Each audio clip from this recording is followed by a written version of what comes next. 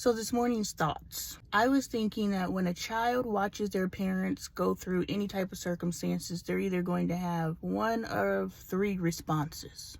You're either going to watch them go through that with admiration, disdain, or just no reaction at all. But it's usually the first two, because the third one, because there's such an emotional attachment to their parents, what their parents are going through is going to impact them somehow.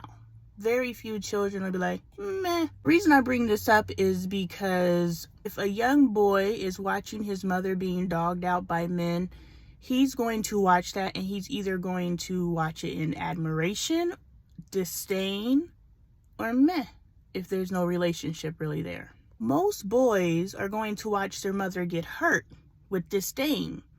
But as they get older and they realize the game and they see everything that's going on and how wonderful it is to be a player, because that's what society says, they're now going to unwittingly admire those people.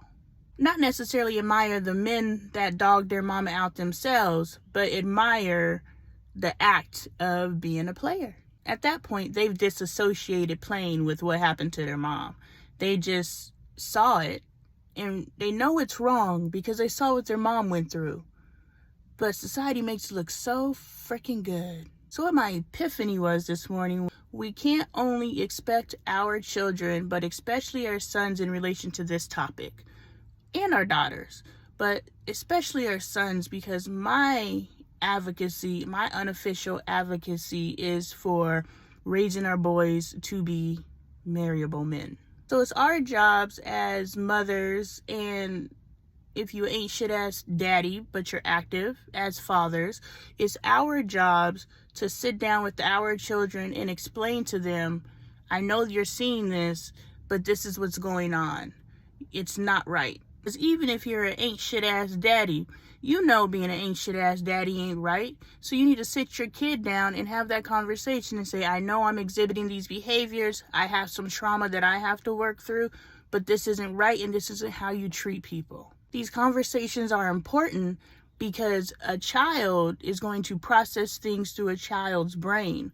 After they process that stuff, if there's nobody in their trajectory who is going to give them knowledge to help them cycle through what they process through a child's brain, they're then going to go into society, and society is going to teach them.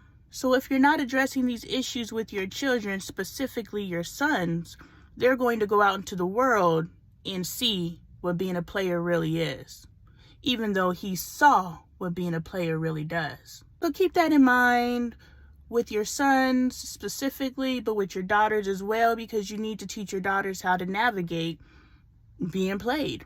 So even though you may be responding to being played a certain way, it may not be the right way.